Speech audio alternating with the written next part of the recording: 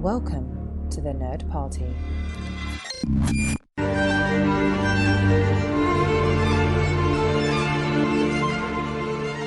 Hello and welcome to the A24 project here on the Nerd Party Network.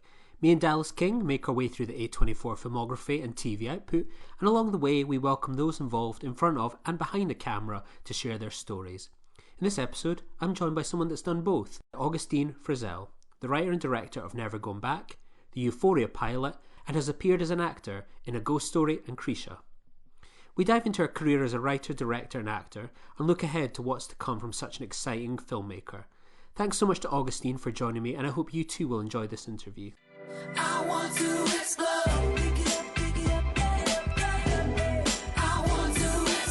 Obviously, you are a diverse creative talent. You've worked as a director, producer, writer, and actor. You've obviously got this huge sort of IMDb that's kind of bulging in so many different respects. What started you on your creative journey, and what's been the work that's inspired you? Well, I started out as a child. My family were musicians, and so I really wanted to become a singer and pursued that for a bit, like taking voice lessons, but just kind of dabbled, not hard. I had such intense stage fright that it was really hard for me to like get up and sing in front of people. And so then I took an acting class and liked it a lot, but never felt like fully comfortable doing it just because acting's hard and terrifying. And also I'm too self-aware, I think, to like forget about what I'm doing on camera. And so that kind of led to just wanting to be on set and like going and volunteering. And I'd been doing like extra roles as an actor, and then I started auditioning and getting like small indie film parts. In fact, David's was one of the first auditions I ever did for this little movie called Still, and got cast in it. And that's where I met him, and just watched like the process of making short films, and it was so exciting. And so that's kind of how it started, just wanting to be on set. And I'd always loved films. We grew up, my dad was a big fan of like horror movies and you know, unique like smaller films. And my brother at the time, he was kind of the one who introduced me to filmmakers that I like, the idea of like filmmakers in my like late teens. And you know, I went through the like Wes Anderson because he was from Texas, and like Quentin Tarantino was a huge deal when that came out, and David Fincher and all these filmmakers. And then he introduced me to like Woody Allen and Mike Stanley Kubrick, and I'd never considered, as a young female, and I don't know if this is the same for most women, but I just never even considered the art of making films. It was more like, oh, if you're going to be involved in film, you're going to be an actor. And it wasn't until later that I realized, wait, I really like doing the process of making films. And my daughter's, this is kind of a long answer, but like when she was little, she's 22 now, just turned 22. But when she was little, we would make little videos as part of her homeschooling kind of curriculum, and I would do editing on iMovie, and it never occurred to me, oh, that was like filmmaking, and I was doing it for many years, and so that's kind of how it got started. We're obviously familiar with the sort of film industry and sort of Hollywood, but you're part of the Texas kind of film community. What's it like there, and how supportive is it of like upcoming film talents like yourself at the time? Oh, super supportive. I look at the Austin Film Society as one of the ways that I've been able to accomplish what I've been able to accomplish. They, you know, they give me a grant for my first feature. Then I went to like their filmmaking lab with my script for Never Going Back when I was remaking it. And then there's South by Southwest that have like a specific category just for Texas filmmakers, which is huge because you are competing against, you know, global talent at a festival like South by Southwest. And so to have that category to showcase your films and just to get you in the environment of a film festival with other filmmakers, it's such a big advantage. And it boosts your awareness, it boosts your self-esteem, and it gives you a chance to like aim higher and see that it's possible. So they're huge. One of our sort of favorite A24 films on this podcast is Krisha, and you appeared in that. Can you tell us about your experience working on that film? Yeah, so I met Trey. He had come to one of the like retrospective screenings of David's film, Saint Nick, and I think it was like a Saint Nick Pioneer double feature or something. And so we met there, and then I think that next year we both had films at South by Southwest, and he wrote me. He was like, "Hey, remember we met at your husband's thing? We both have films. I saw you're in. That's so exciting. Let's meet up." And so then we did, and we just kind of stayed in touch. And we were both working towards making our features. And he wrote, and he was like, "Yeah, I'm going to be shooting this. We don't have, I wish that we had more resources, whatever. This is what it's about." And I was like, "Well, my daughter and I aren't doing anything. If you need us to come down and be in it, we're happy to, just as extras, like to fill out the Thanksgiving environment." And he was like, "Yeah, that would be amazing." And so we drove down, and it was so much fun. We all stayed, we stayed in a condo nearby the house, but everyone was in his family home, and we just get there early in the morning and stay all day long. His I guess she was his partner, whatever, to whatever degree. Her mom was like the craft services and like made all the food, and so we just hang out. And he improvised a ton of it. I mean, he just was like going around and asking people, "Well, what do you think what do you think you would do?" And just recorded a lot of activity, and then put it all together. And it was the funnest thing. Another film that you've appeared in was A Ghost Story. Obviously, that film was a very intimate film in terms of its kind of creation. What was it like being in the bubble of making that film? And did you expect this film that you played a part in to be as well received as it was? Anything my husband makes, I feel like it's going to be pretty special. So that's kind of like a hard question to answer, because I think he he's just so talented, and I like all of what he does. And so I knew it was going to be something interesting and something special, but I guess maybe it was a little bit bigger than maybe he thought, because it was such a tiny thing. And it was just shot at this house in Texas. And but at the same time, it was such a cool concept. I thought, well, people are probably going to love this, and they did. So that was exciting. But I'm really glad it's gotten such a fervent base. Like, people love this film. I think it's one of my favorite things that he's ever done. So it makes me happy. Also, it's kind of based on our lives and our relationships, but I like that about it too. You worked on shorts before a feature. How did those shorts sort of help you set up for becoming a feature filmmaker? I mean, just trial and error. Like anything that you do, if you have a practice round, you're going to be better when it comes time to do the bigger version. And that the same holds true for every project I've worked on since. Just having that experience on set, doing it. And really, it's about making mistakes and seeing, okay, that didn't work. So next time, how can I do that differently, and how can I do that better? Never Going Back had somewhat of a similar kind of, background to Krisha. Both had their origins as a sort of short movie. And what was that first attempt like at creating the film? And what did you learn about it in the short form that you would take forward to the feature? Well, I've talked a bit about this, in that I actually set out to make the feature of Never Going Back, and made it for $30,000. I mean, something really small, and failed, like big time failed. It just didn't turn out the way I wanted it to. We didn't have the resources. My team wasn't really the people that I should have been working with. So that was part of one of those lessons where, we shot it in like 16 days, and in the process of editing and looking at, why didn't this work? If I were going to remake it, what would I do differently? And that really helped set up the second version. And it was kind of like, okay, everything that I didn't like about it the first time, I'm going to do the opposite of that the next time. And so all the scenes that I kind of thought were safe or predictable, when I set out to rewrite it and remake it, I decided I'm going to just go balls to the wall. I'm not going to restrict myself, because at the end of the day, the thing that happened was I didn't like the movie that I made, and And I decided, well, the next one that I do, if anyone is going to like it, it's going to be me. And so I need to like it first. Then hopefully other people will like it. But if nobody else likes it, then at least I do, you know, and I didn't waste my time like trying to satisfy a group of people, a faceless crowd that I don't know whether they're going to like it anyway. And so first and foremost, it was like, okay, everything I'm writing, I need to like every scene. And so as I'm setting out to write the scenes, you know, I just made sure that they were all like funny to me and that they tickled me in some way.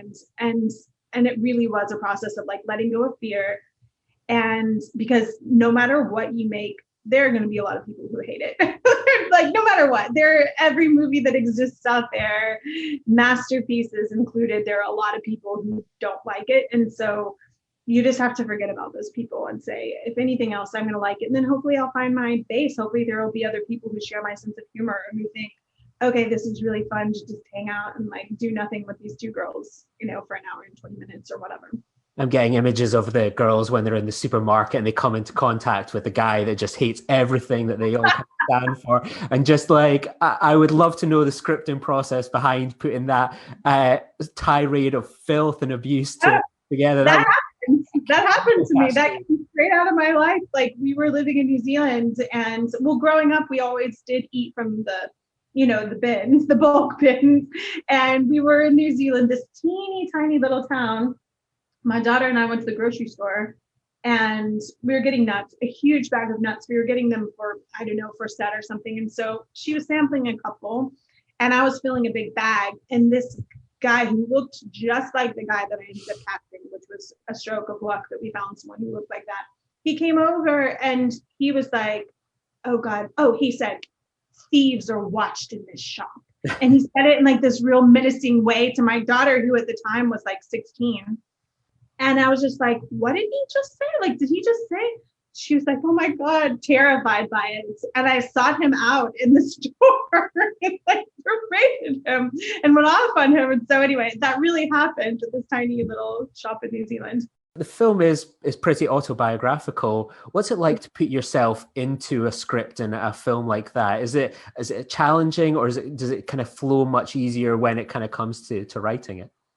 It definitely flows much easier. I think the only challenging, I mean, the thing about this one that wasn't challenging was that it was all done in humor. And so you're not really having to engage with difficult things from your past in the way that you would if you were doing something dramatic, which I've also written, and it's a lot more difficult to say, you know, this happened to me and this was difficult. So I found it actually therapeutic in a way, because you're re-envisioning your past and you're saying, okay, all these hard things that happened in this hard time in my life, yes, it was hard, but we had so much fun that at the end of the day, it made up for the difficulties. And it also gave me like fodder for writing scripts later and like kickstarting my career. Was it a challenge to get funding to kind of turn it into a feature film? Was there a lot of interest to get that done? Well, I made it the first time on grant money and like a Kickstarter. And so then I cut that into a short. The short did pretty well. People saw what it was and they were pretty excited by it. But then, I mean, it really is just a matter of luck that I'm married to someone who has these great producers who loved my short and really wanted to be part of the feature. And they just went and asked the same people who financed Ghost Story, hey, do you want to do this again? Ghost Story had sold, and so everyone had gotten their investment back. And then everyone put money in. So for me, it was remarkably easy, and I recognize that's not the case for everyone, but I was very lucky. What was sort of the kind of casting process like? At the time, you had found these like great newcomers to lead the film in Maya Mitchell and Camila Morone. And the film also features so many great supporting actors as well. What was the kind of casting process like for finding this amazing kind of pool that you'd brought together? Well, all of the incredible Dallas actors, we just went through Tisha Blood, who's the local casting director at Buffalo Casting, and she's so fantastic and, you know, helped me weed through a ton of people to find these great actors.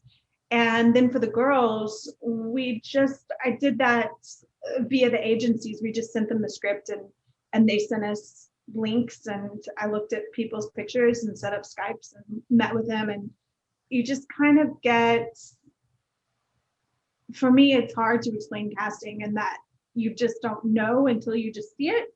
And that's, you may have an idea about what you want, but at the same time, I stay open and kind of see as many people as possible so that I don't lock myself into that idea. And so that's what happened. I just Skyped with all these girls, and then went to LA, did reads in person, and just knew like pretty quickly. Although there were a couple of runner-ups. In fact, if you read about, like, they've mentioned it in Euphoria, Alexa Demie, she was almost cast in the film as Maya's role. Oh, wow.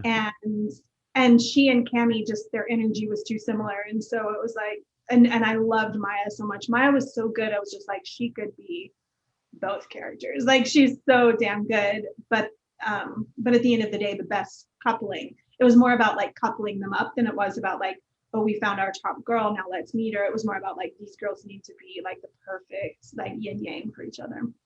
What are you like as a director on set? Are you someone that kind of has a step back, or are you very kind of close and intimate with the actors? I'm pretty close. I definitely want to be right up in there. And like, we do a lot of rehearsals. Everything I've ever made, I've been lucky enough to have rehearsal time, including Never Going Back. And so we do quite a bit of rehearsing and going through the script and like weeding out lines and, you know, adding stuff if they think it needs it. And then on set, I really, for the most part, hope that they're just ready to go in and do their thing. And if you cast it right, then they are. Usually there's not much adjustment that needs to be done. But I'm right there. I don't like being, I hate Video Village. I don't want to be far. I want to be like right there. I've got my monitor because I like to look at the frame and what the camera is doing, but at the same time, I want to be right there with the actors. The film is really unique in a way, as like many of these kind of coming of age movies tend to focus on middle class teenagers, predominantly men. This follows working class, hardworking kind of women, and aims to bring sort of this representation to the screen. How important was that for you to kind of deliver that? Super important, just because, like I said, I wanted to make a movie that I liked, and growing up, that was my experience and that was my reality of being a person who was not from money and who didn't have a stable home life, and yet still had like experiences that I felt were valid. And so I wanted to make something that satisfied all of those parts of my teenage life and represented them on screen in a way that, had I seen that when I was that kid living that, it would have been pretty profound for me. And I know it's such a tiny niche. There's not that many people who like were teens living with a best friend in a house with a group of guys. Like, it's super niche. And so, but to me, it was important to have it out there and just to like represent that in a way. What felt different as you sort of began filming this over with the feature over the sort of original short? Was there a moment that you thought, this has all kind of come together now, this is everything I hoped my first experience was going to be? Yeah, it was actually. It was that, and it was also just super surreal. Like, as soon as we had the first call from the agents and they were like, oh, we love this. Like, we have people who are going to want to be in this, like big actors. I was just like, I don't know. It was just surreal. It's always surreal. Like, every time a little step up happens, it feels hard to believe. And so that's kind of when it first started. I was like, holy shit. Like, my producers were like, you're going to get interest. Like, you're going to send this out. People are going to be interested.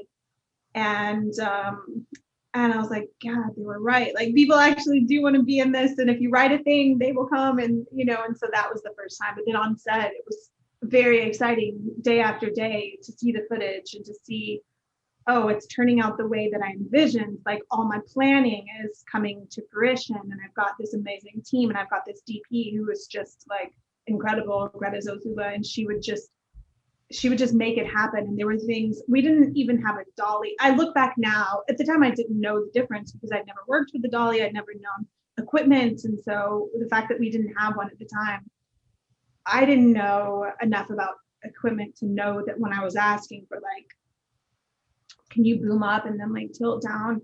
She was like, we don't have a dolly. Like, that's a thing you do with a dolly. And I was like, okay, well, can you do it? And she was like, let me figure something out. And so she'd like build these ridiculous contraptions to like get these crazy shots that I didn't know how they were even done. And she would make it happen. It was very exciting. And so day by day, the footage was good. And it was the way I wanted it. And so it kept raising the stakes. And so every day I was like, oh, I hope we get it again. I hope we, matched yesterday. What was sort of the post-production kind of process like? Was it quite tight in order to get the film to Sundance for the following year? Yeah, it was super tight. Well, we had a great editor, Courtney Ware, who was doing the assembly. So she was editing on set while we were shooting. So by the time we wrapped, we already had, within a couple of days, her editor's cut, and it was great. And so that was super helpful to have that done. And then I just went in and I did my portion. She would do stuff too, and we just like knocked it out. But it was, I think the toughest part was getting the music ready and getting it up to standards. And I look back on some of it and I'm like, oh, I wish we'd had a little more time for, whatever. And so that was tough because the songs were being written specifically for the film. We had these incredible songwriters. Sarah Jaffe was one, and we had a couple guys doing some of the other original songs. And just, it's hard writing original music and like getting it finished and recorded and put in the movie in time. That was really a challenge. I never realized those were like original songs. I've always loved that kind of soundtrack. There's a few that have really cemented their place on like playlists for me. I never realized those were like original songs for the movie. That's like feels like a nice throwback. Like you don't get that nowadays. I feel, yeah, it's super lucky, and I feel like it's one of the things that makes the film like a little left of center, and that I created a lot of the songs. I had made a playlist with a lot of the songs that I wanted to have in the movie, and those were our temp songs. And so then these musicians would refer to those and say, okay, so this is kind of the feel that you want, and like write it based on that. It was a really cool process. The film I just finished has one original song in it and then a ton of score, which is stunning score, but like the one original song it just felt so cool to be like, okay, this is made just for this movie, and nobody else has even heard it yet. It's very cool. I'm definitely gonna have to go back and re-listen to that soundtrack. Yeah. There are obviously like Barry Manilow's not original, Michael Bolton, and then I think we used one of Sarah Jaffe's like pre-existing songs, one or two. It's been a while, I don't remember, but most of them were written. Like the opening song, "I Got a Reputation," that one was written for the movie, and then like when they're getting arrested and like, the one when they're running at the end, that one was not.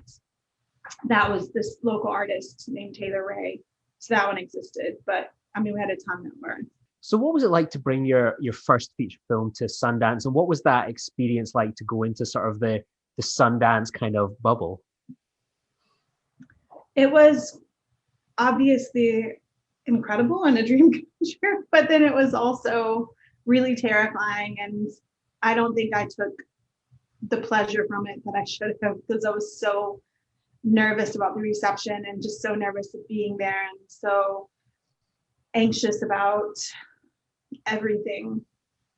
And if I could do it again, I would just have a drink or like take a Xanax before the premiere, because I don't even remember it very well, other than the fact that it was just a mess and it wasn't fun. It should have been fun. I see other filmmakers who go up and introduce their movie and they're like, I'm so excited and I can't wait for you to see it. And I think, God, I wish I had that. I will be with this next movie, actually. This next movie, I feel, did exactly the thing I wanted it to do. And so I'll be very excited. I think there's like a group of people who are going to love this film, but I wish I'd done that. I'm never going back. Obviously, A24 won the rights to distribute the film. What was their pitch to you for them being the ones to distribute it around America? they just were like, we want it. And so I was like, okay. There was nothing else. It was just, I really would have just paid A24 to take it because I was so excited to have them be part of it. And I just respect all of the films on their roster so much. But no, they just got it. They understood that it was a different type of film, and they understood that it was like, I don't know, so for a specific group of people, it wasn't going to be this big wide release. It was just going to be like, okay, this film's going to find its audience, and we have a feeling it has the potential to like be kind of like not like a cult classic, but just something that people will find it, its audience will find it, and they will love it. And I just thought that was very smart and made sense. Kind of following that, when did you sort of first hear about the opportunity to direct the pilot for Euphoria? That happened strangely. Now I can't remember if that happened, that I got an email from my agent first, because I went back recently to try and figure that out. But I didn't really know what it meant. This is going to sound so amateur, but I really just didn't know. I didn't know what it meant to have like a pilot order, or to have like a show that was going to get made, and they needed someone. I didn't understand how it all works. Now I do, of course, but at the time, I guess I got an email and they're like, HBO's looking for a director for something. And my agent was like, oh, this, they're looking for a director. It's like a teen show. You might think about that. Well, are you interested? And I was like, well, yeah, but I didn't know what it was called. And then separately, I was in LA for whatever. And they were having the Sundance orientation for like the filmmakers who were going to be playing in January, and this is like in December.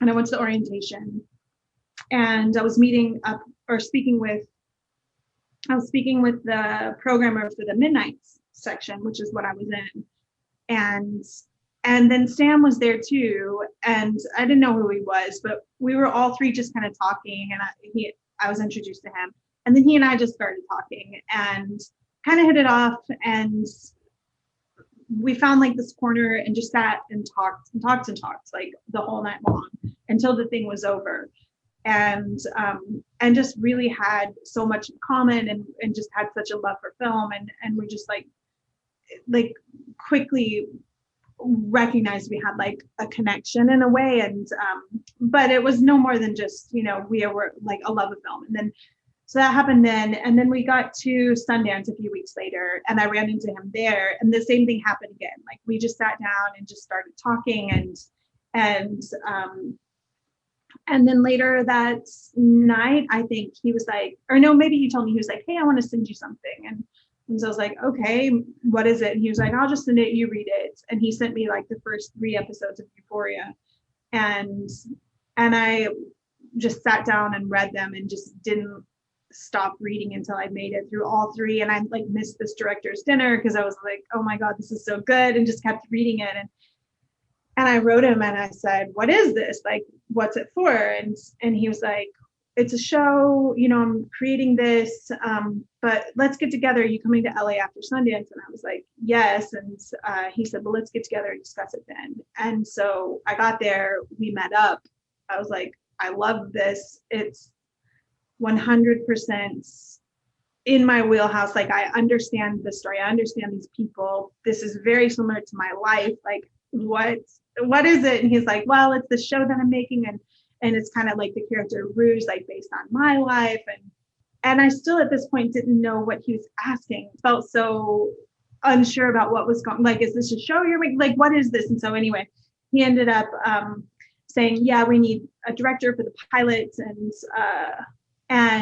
And then it just kind of snowballed, and I created like this massive collection of pictures. I was like, okay, this is kind of how I see it, and put together, I mean, just a whole analysis of all the characters, like just went in deep. I was like, this is how I see Ruth. Like, this is why I feel like she's dealing with what she's dealing with. And I understood it so intrinsically, and all that. And he was like, this is amazing. And all right, well, and then I told my agents, they're like, okay, well, they want to put put you to HBO. And I'd already met with HBO generally. And so then I ended up like, well, first I ended up pitching A24, who had just bought my film. And so it was very fortuitous that they had like knew of me and were familiar with my work and liked my film. So I pitched them on how I saw the show, and they were like, we love it. And then I went forth to HBO and did like this massive pitch and still didn't have the job because I was brand new, and then had to do this one final pitch to HBO where they asked me all of these really rudimentary like filmmaking questions, like, how do you talk to your production designer if you don't like something he's done? It was just like really basic filmmaking 101 questions. And I guess I passed and ended up getting the job. The pilot obviously sets the style and approach that informs what's to come in sort of season one, as we've only had that so far. How much influence do you have over kind of crafting that Euphoria look that the show's become quite synonymous with? It's really hard to break it down by that. I think what was appealing about like Sam and I working together was that, well, firstly, we have a lot of the same film influences. We like love a lot of the same films, and then he, in the script, like the first 2-3 pages of the script, he'd written in camera moves, and the camera moves were like dolly whip, like push, and all this stuff, and I just understood that style. And as a fan of like Paul Thomas Anderson and Martin Scorsese and these filmmakers that work with a lot of movement, which I also prefer to do, like always, I'm like drawn to that. That was just a style that I understood. And so it was clear based on that and based on all of the visual images that I brought, and then what Marcel, the DP, was like, yeah, and then here are my images. And like, we just shared images. We all were kind of like working towards the same goal. And so I can't say that like I created it or, because I definitely was part of, as I learned like on TV, which actually came as a bit of a surprise. Like, it's not just the director. You don't just come in and be like, okay, this is how I see it. Like, TV is such a collaboration, and that definitely took me by surprise. I remember our first like storyboard session. We had a storyboard artist come in, and it was me, Sam, Marcel, and the storyboard artist in the room. And I was like, oh, we're all doing this? Like, and they're like, yeah, we're all working on it together. And so I was thinking, this is crazy. Like, normally it would just be me and the storyboard artist. We would be like coming up with the things, and then we would have the DP maybe involved, but it was very much like a collaboration.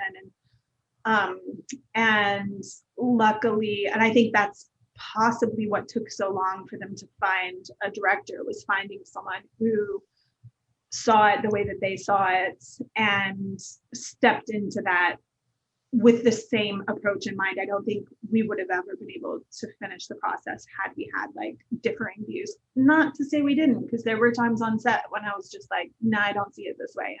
And we would get in fights, and we definitely like butted heads. But I look at what we created, and I think it's like better for that, and better for that push pull, and having that like occasional differing of opinion that like just challenged and brought something new or different or exciting. Of course. Like, I mean, how much of a reference point was something like, say, Assassination Nation? Because obviously that was directed by Sam, and it has the sort of same cinematographer as the show, Marcel Rev. Was that sort of a reference point for you guys about what kind of form this show might take? Not really, strangely enough, thinking back to it. I think we had a lot of other references. I mean, I don't remember talking much about Assassination Nation, other than the fact that I recognized that it had bulk camera, and that was really exciting, just because I'd never had the chance to like step into something with the equipment at your fingertips and like the money and time to make it happen. And so I'd seen an Assassination Nation, but it wasn't part of the conversation that much. We had a lot of references, and I just remember, I mean, so many films that weren't that came in, and like anything that you're making, for me, I'm taking from every filmmaker. I remember like Paul Pressburger being part of it, and like just like these old filmmakers, and then and new ones too, and just bringing in ideas from, God, I'd seen like Assayas's like first film and was like, oh, this would be cool for, the party scene in the beginning. They just kind of stay on her face. And I was obsessed with like bringing in like trash cans with fire in them because they had them in that movie. Like we took from kind of everything. So I think that's what makes something so exciting to me. And kind of what I always do is that it's not just like, oh, I'm going to copy this movie. It's like, okay, there's this little bit from that and like this bit from that. And I like that here and here and here. This, and it's not like you're copying so much as you're just saying, that was cool. How do we make that for this? How involved were you with the casting with Euphoria, and what was the process for finding these people for the pilot? Because it is one of the best kind of TV casts that's kind of kicking around at the moment. I mean, I think casting is one of my favorite parts. We had these incredible casting directors, one in LA, one in New York, a couple in LA, and they were just all searching for these characters. And it's the same with any project. You're just looking at a million tapes and looking at pictures and considering everybody. And so it's always just I don't know what it is. I don't know how to explain casting other than you just kind of feel it out. You see them and you think they would either be right or wrong, and then you see them read, and you're not looking at the read as like, oh, this is what they would do on set. You're looking at the read to say, do they have that thing? Do they have that thing that you're going to be able to bring out on set? Because auditions suck, and like reading for an audition is never going to give you like a full idea about how someone's going to do it on the day. But yeah, it was huge. I was very, very specific about casting and actually fought a few battles to like get the cast that we got. And luckily Sam was like, we were lockstep in the whole thing. And he really trusted me to say, hey, this actor, I think this actor is going to be really good. And after everything, I think they're the one that we need. And so yeah, it was huge. And I love every cast member. I feel like we got everyone. There was one that I wasn't sure of, and then he ended up quitting or getting fired or something. And so we had to go back and reshoot all of the scenes with another actor. And that was kind of the only one. I remember in the process of casting him, I'd chosen someone else. And then we put him with Nate, and the guy that I really liked. It was another one of those things where you're like, okay, individually, he's amazing. But next to Nate, he's not, they don't work. And so then we ended up going with this other guy. How long did you sort of spend overall sort of working on something like that? Because obviously working on a pilot must involve a hell of a lot more of a commitment, sort of being there at the start to kind of get it off the ground, then being sort of the director of the week, coming in, shooting an episode, kind of moving on in the circus in a way. Yeah, a long time. I mean, it was there from, like I said, like pitching it all the way through the first edit. And that was, I don't know, 4 months or something, a chunk. I really don't remember. I just remember being in LA for a lot of it, and I had like a surgery on my jaw just before we started. And I just remember being there still, going to New York and doing casting sessions in New York, having just had this surgery. And it was like, kind of swollen, but you just carry on and like get it done. It was a long time. Obviously, the show generated a lot of controversy on sort of Fox News. What was it like when something like that happens? Is it like amazing free publicity, or is there any sort of like concern in the back of your mind? Like for me, I find that is the funniest thing I've potentially ever seen them do, of just like their moral outrage of a show that I actually refuse to believe they had even seen the pilot before it aired. And if you have kids, we have a warning about a new show pushing dangerous boundaries. Joining us now with all the details, Raymond Arroyo, Fox News contributor, New York Times bestselling author of Will Wilder, The Amulet of Power. All right, Raymond, first I need to get this warning out about this latest HBO show. Tell us. Yeah, well, it's called Euphoria, Laura, and it's targeted to teens. It bills itself as an edgy, true-to-life depiction of growing up today. But in reality, it's a boundary-pushing, graphic sex acts, nudity, violence, crazy drug use among young people. It's sort of the old girls show on crack. The show features former Disney star Zendaya in what is a play for tweens and high school kids. This show is so graphic, I really can't even describe the events here, Laura. But one cast member was so disgusted by the content and the sexual adventures that were introduced into the script, he walked off the set. HBO's bosses were concerned about the male nudity in the show, and if they're concerned about it, you know this must be bad. What my problem is, as a parent, you're pushing boundaries and you're establishing as normative these deviant sexual behaviors, transgenderism, gender fluidity, ridiculous drug use, and passing it off as normative. Now, Sam Levinson, Barry Levinson's son, who created the show, this guy spent time in and out of rehab up until he was 16. Of course, this is normal for him, living an elite Hollywood life. This is not normal for American kids. It shouldn't be. I think I got rid of HBO after The Sopranos. You and me both. I was like, oh my God, it's just not something I care to pay for. I'm not going to pay extra for it, and I'm not going to allow it in my home. Well, this show is we don't watch almost any TV this anymore. This is beyond pushing the envelope. It is. It well, goes so far. This is an agenda, and they're pushing this agenda. We're going to be hitting this in the coming weeks and months. Totally. I just thought it was hilarious. I remember one of the producers calling me. Well, also I have to say, I'd only read the episodes after mine. I'd read 2, 3, maybe 4. I think maybe at that point I'd read 4. I can't remember. And so I didn't know, I guess they'd seen, some press had seen 1 through 4. Maybe they hadn't seen it, but my producer called and he was like, they're focusing on like all the dicks and like, what's that gonna say? Like, is everybody gonna just think this is a show about a bunch of dicks? And I was just like, laughing so hard because he was very earnest about it. I was like, look, don't worry. Like, this is gonna be hilarious to our audience. None of the people who would love this show are going to be put off by that. It's only going to fuel their desire to like turn it on and see it. And once they see it, they're going to see that it's more than just like, nudity. They're going to see that the scene in question has nothing to do with just showing a bunch of dicks. It's like very much about character. And so the way I always see it is if it's servicing the story, if it's servicing the character, people can get outraged, but at the end of the day, it all has a purpose and like makes sense, and your audience is going to see past the outrage. So I thought I was with you. It was really funny. Yeah, so good. I had a friend that just watched it all in like one day the other day because we've got nothing else to do. Like I went, check out this TV show, and then when they got to the end, I was like, and just watch this like video from Fox News and so on, and they were just like laughing away as well. It's like become the thing of like you watch it, but watch this prologue to Euphoria, this little Fox News clip. Yeah.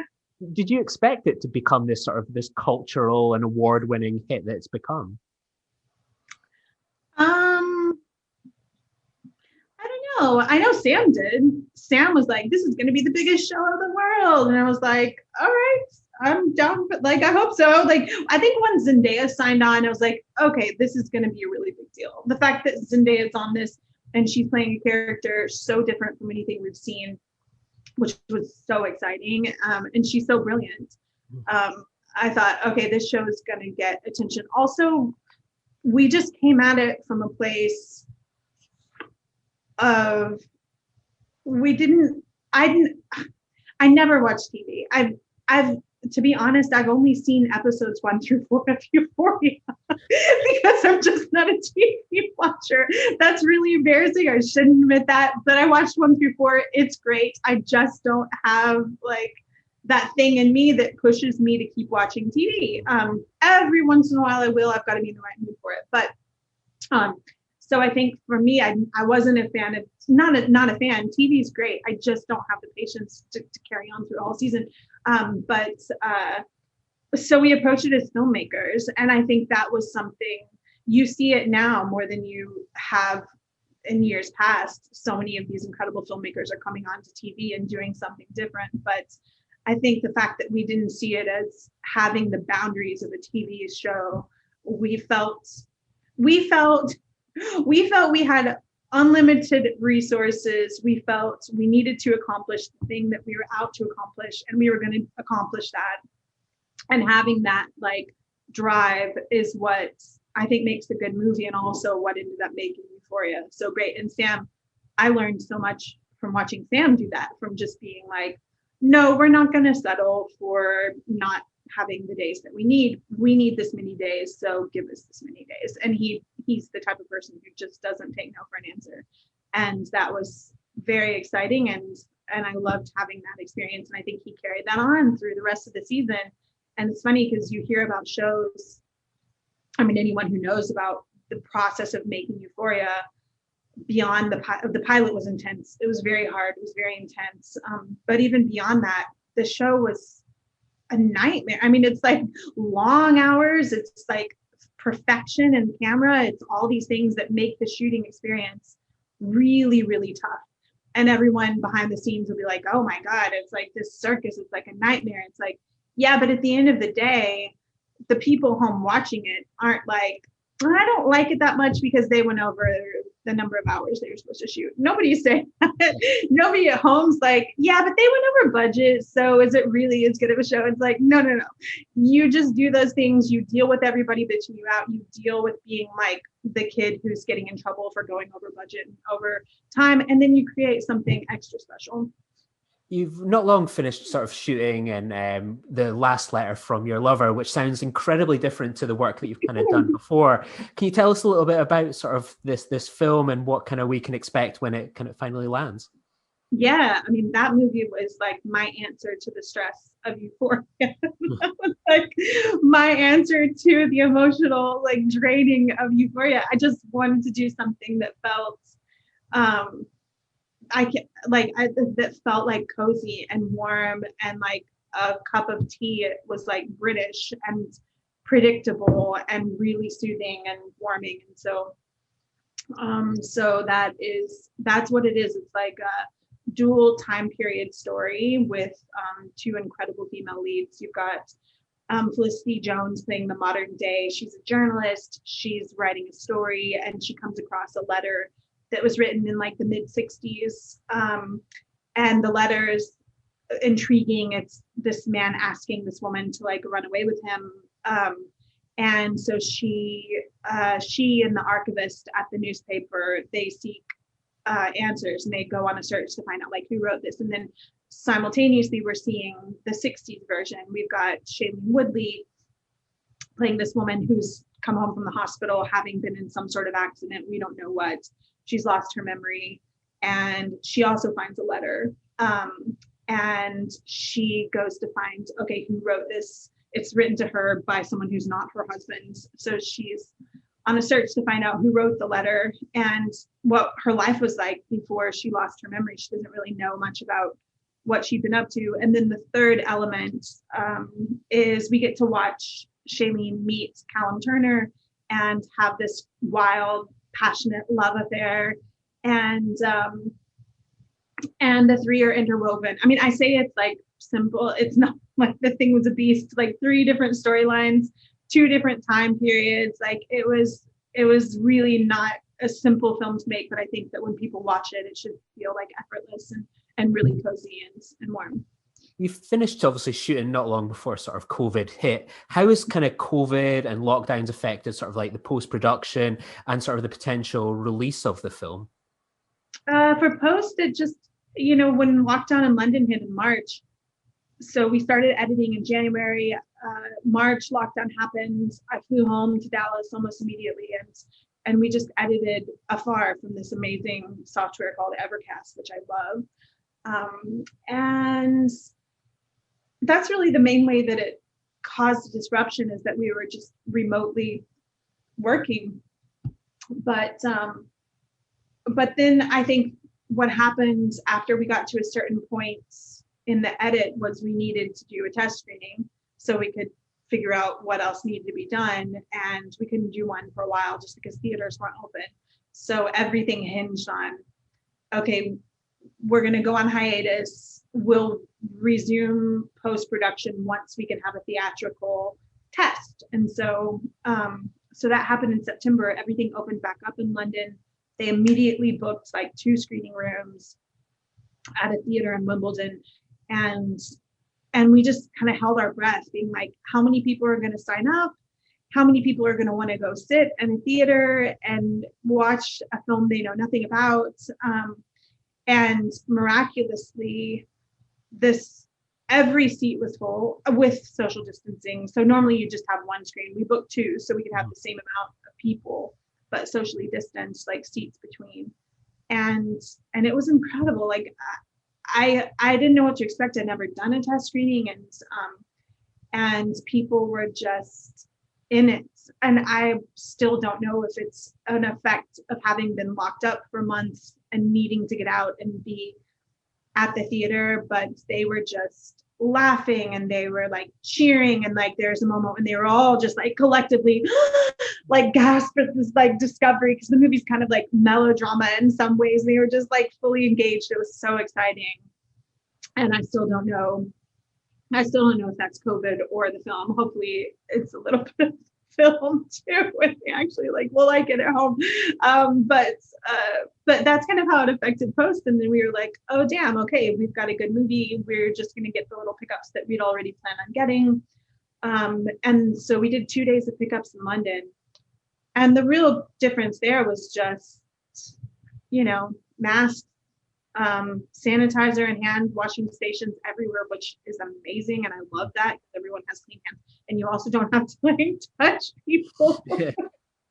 Sounds awful, but I'm not a handshaker. I'm like a waver. And so it's nice that no one expects it anymore. But yeah, those were the main differences. I'd completely forgotten that you were attached to direct Stoned Alone, a somewhat sort of reboot of sort of the Home Alone series. What's the kind of state of play there? Is that something you're potentially allowed to kind of talk about? Yeah, I mean, I love that script. It's the funniest script maybe that I've ever read in my life. It's so hilarious. And I'm a huge fan of Home Alone, huge fan of Ryan Reynolds, huge fan of Christmas movies in general. And obviously I like weed humor. To me, it's always funny.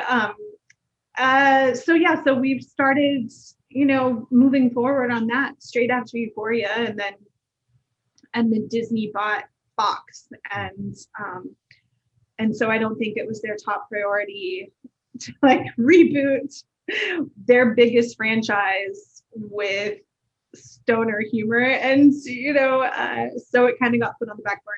I really don't know what the status is at the moment. I know that we all still love it and would love to make it, but Disney and Fox I think they're in post on a sequel or a remake to a real remake from Home Alone. Yeah, I think you've got with the boy from Jojo Rabbit, I think it is, isn't it? Right. So, I mean, who knows? I feel like the thing that we had going was so original. I mean, as original as a spoofy remake can be, but it was so funny, and thinking of Ryan Reynolds in that role was hilarious. And so I don't know what'll happen with it. Maybe someday it'll pick back up, but who knows? Just like the other day, Variety highlighted that a record number of women, it always feels bad to follow up with the actual number, of just 16% directed major motion pictures in 2020. What can industry do to keep that number moving in a sort of more positive direction and support filmmakers like yourself and the future Augustine Frizzells? Yeah, same as they've been doing. I mean, the thing that's gotten me my career so far, which is saying we're going to take a chance in the way that men have had chances taken on them for as long as film has been around. We're going to say, okay, this might be her first film, but we liked her little bitty indie. Let's give her some more money. Let's give her another opportunity. And it goes, all the way down to agents saying, yeah, we're going to sign you, we're going to push you, and producers making an effort. I know my producers on Last Letter, they specifically seek out women. They're like, okay, women and people of color and minorities, we're going to say, all right, we have a script coming up. Who can we send this to that's not a white man? And let's send it to all them first. Yes, if everyone passes, we move on, but let's give it to all them first and give them first dibs. And then I think it's the age-old thing. So many people are like, yeah, but they didn't, at awards, it's well, maybe their film just wasn't as good. And it's all right, well, that's debatable. But when it comes down to giving people opportunities, the people who haven't been given opportunities, most likely they're not going to have done the level of work that all of these other people who've had opportunities are doing. So you may have to like sacrifice a bit of that and say, all right, well, until we get everything at a level playing field, maybe we do have to take a chance on someone who hasn't had the success that someone else has had because they haven't had the chance to have that success. So anyway, I think just keep it up. What's kind of coming next for yourself? What can we look forward to potentially on the horizon, including sort of Last Letter? Yeah, so Last Letter should be out. I mean, given COVID, we are not sure, but we are looking at a March release date overseas where you are, and Australia and New Zealand and all these territories. And then wherever our first release is, theatrically, 45 days later, we'll have our Netflix release in the US. So I'm hoping we're looking at like March, April.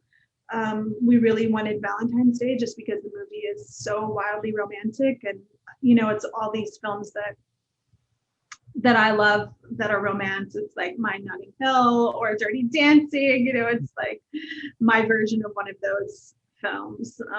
But I never realized it was going to Netflix. That's amazing that people will be able to access it so easily. Yes, I'm very grateful. I mean, Netflix is a godsend at a time like this where luckily we have new content and we have like an outlet to get it. And we always ask this to everyone, like, what are some of the highlights of sort of the A24 filmography for you? Oh gosh, I mean, just recently Uncut Gems was so good, right? It was just really, really good. I mean, The Witch, I really love Robert Eggers' films. I thought that was really great. I loved Gloria Bell, you know, 8th Grade. First Reformed was huge. Yeah. I thought that was just brilliant. The Disaster Artist. I mean, all the Florida Project, The Lovers. Swiss Army Man was big when it came out. I thought it was so funny and unique. That's the type of thing that you're like seeing Swiss Army Man, you're like, this isn't a movie for everyone. Yeah. And it's incredible that they took a risk and like put it out. I guess I heard at Sundance there were like a record number of walkouts, which would have destroyed me as a filmmaker. And then I saw the film and I thought, God, why? This feels so good. It's so funny. And it's just so unique. You've just never seen anything like it. I think that alone gives it, you know, I don't know, a bit more credit. And kind of one last question, I suppose, like, obviously it's not been TV, but what have you been sort of binging or watching sort of in all these periods of lockdown and isolation? What have you been kind of watching, reading that's got you excited? Oh God, well, I'm writing a script at the moment and I've been commissioned to write the script for a company and I don't know if I can talk about it. I was hoping by the time we did this podcast I could. It's okay. I don't think I can yet. But the topic of that script, all I've been watching for the most part are documentaries and all the films that involve that topic. It's such a bummer. I can't really say what that is. That's okay. I'll look forward to the day when I see it on Variety. I'll go, that was the hidden secret. Yeah. So just a ton of docs and then what else have I seen recently that I loved? Let me look at my list. I'll have to admit, as far as TV goes, I did watch The Queen's Gambit. I haven't watched that yet. I feel like I'm the only one I've got. Now that I'm back in lockdown, I'm determined I'm going to watch it. Yeah. I mean, I watched it for a number of reasons, but the film that I'm writing isn't that at all, but there are like crossover. There's like a little bit of crossover there. And so I watched that for kind of a research and just, I found it so visually dynamic and interesting, and like the set design was so beautiful, and I love Anya Taylor. I think she's so interesting. Yeah, I'm looking at my list of films and it's all just documentaries and like films about this topic. And then I've been doing this, well, we had started this really stupid thing, a friend of mine and we always do series where we would do Coffee with Costner was our last one. Okay, I like the sound of that. Yeah, we were doing like, I was in London and he was in LA. And so I'd wake up early and he was like on night hours and we'd watch a Kevin Costner film. And so we went through quite a few Kevin Costner films like that. We still have more to make our way through, but we just picked something really dumb. And so many of them are so bad. Like we watched Rumor Has It, which I don't know if you've seen. Oh, that. yeah. Is that the Jennifer Aniston one? Yes. And it's extraordinarily bad. Anyway, but it was so fun. And we do like commentary. We like text through the films and stuff. But that's kind of what's on my list recently. Well, that's amazing. Well, thank you so much for giving up your time to talk with us. It's a pleasure. I cannot wait to see your next film and fingers crossed for the future and stay safe and Yay, thank you. healthy 2021. Same to you. Take care.